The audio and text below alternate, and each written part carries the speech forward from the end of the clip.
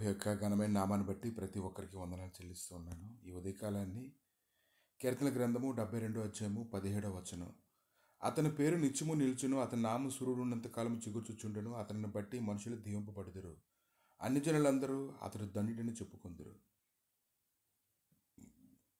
ఈరోజు ఎవరినో ఒకరిని బట్టి మనం దీవించబడడం అనేది అది ఎంతో గొప్ప విషయం.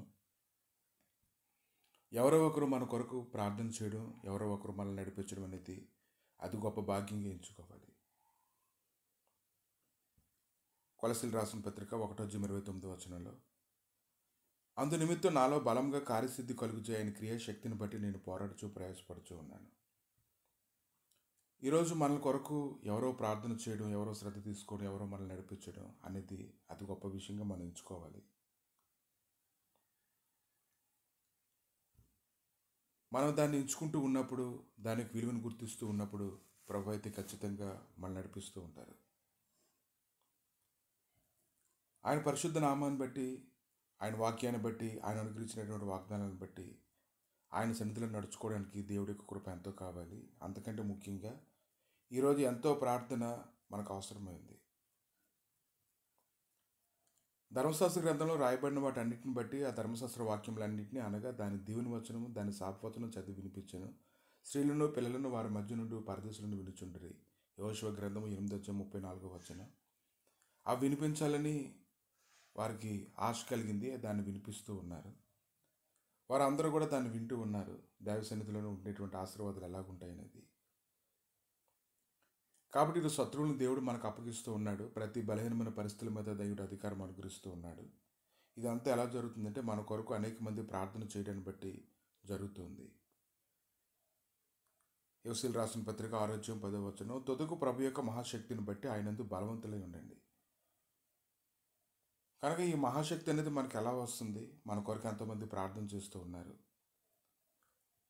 మన నీతిని బట్టి కాదు, ఆయన కృపను బట్టి మనకు ప్రతిఫలం ఇస్తూ ఉన్నారు. మనం మెప్పించుకోవడానికి కాదు, కానీ ఈ దినాన దేవుడే మనల్ని అందరి దగ్గర మనల్ని మెప్పించేలా దేవుడు కృప చేస్తూ ఉన్నాడు. సిగ్గునందుకున్నట్లుగా బలపరుస్తూ ఉన్నాడు. ఆయనైతే రోమిలకు రాసిన పత్రిక 2:6 వచనం, ఆయన ప్రతి వానికి వాని క్రియలు చొప్పున ప్రతిఫలం ఇస్తారు. కానీ ఈరోజు మన కొరకు ఎంతోమంది ప్రార్థన చేస్తున్నటువంటి దాన్ని బట్టి ప్రభు అయితే మన పట్ల ఎంతో శ్రద్ధ తీసుకొని మనల్ని నడిపిస్తూ ఉన్నారు. ప్రార్థన అనేది ఆయన ఎంతో శక్తివంతంగా పనిచేస్తూ ఉంది. గలతీయులకు రాసిన పత్రిక 1:8 చూసినప్పుడు, మునుపు మనల్ని హింస పెట్టినవాడు తన పూర్వమందు పాడు చేయవచ్చు వచ్చిన మతమును ప్రకటించిన సంగతి మాత్రం విని వారు నన్ను బట్టి దేవుని మహిమపరచరి. ఇక లేఖనాలు వింటూ ఉంటే అపోస్తలుడైన పౌలు గురించి రాయబడింది. అతడు మునుపంతా ఎలా ఉన్నాడు, అతడు మునుపంతా అలా ఉన్నాడు, కానీ దేవుడైతే అతని కొరకు ఎంతోమంది ప్రార్థన చేసేలా చేశాడు, అతన్ని మార్చాడు. ఎంతోమంది అవిశ్వాసాన్ని బట్టి విరిచివేయబడుతూ ఉన్నారు. మనమైతే విశ్వాసాన్ని బట్టి నిలుచున్నాము. మన విశ్వాసాన్ని బట్టి ఎలా నిలుచున్నామంటే అనేక మంది మన కొరకు చేస్తున్నటువంటి ప్రార్థన వల్లే. ఎక్కడైతే అవిశ్వాసం ఉంటుందో అక్కడ ఆయన అద్భుతములు చేయలేరు.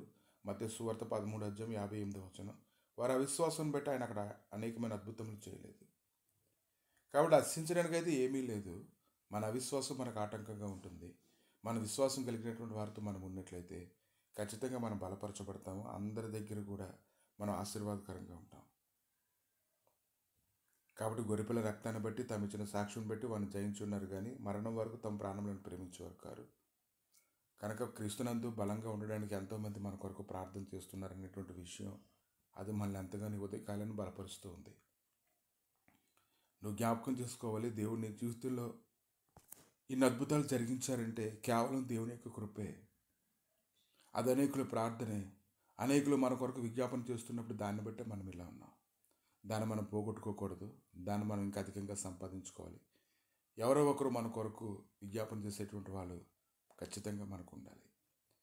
ప్రభా, ఈ ఉదయకాలానినైనా నీ గాయపడిన హస్తాలకు అప్పగించుకుంటుండగా కృపచేత ప్రభా నడిపించుకొని బలపరిచి స్థిరపరిచి మహిమతో నింపిన విధానాన్ని బట్టి దేవా మీకు వందనాలు తండ్రి. మీ గాయపడిన హస్తాలకు అప్పగిస్తుండగా మీరే నడిపించమని, కృప చూపమని, సమాధానం అనుగ్రహించమని, ప్రతి విధమైన కీళ్ళు తెప్పించమని, నీ సహాయకరమైన సన్నిధి మొదలుకొని సదాకాలం తోడుగా వచ్చి నడిపించి మహిమగంతో ప్రభావాలు పొందమని, ప్రతి ఒక్కరికి ఈ దినానికి కావాల్సిన కృప దయచేయండి. ఈ నెలంతా కావాల్సిన కృపను అనుగ్రహించి నీ మహిమతో నీ నడిపించి బలపరచమని యేసుక్రీస్తు నామములు అడిగి వేడుకుంటున్నాము తండ్రి. ఆమేన్.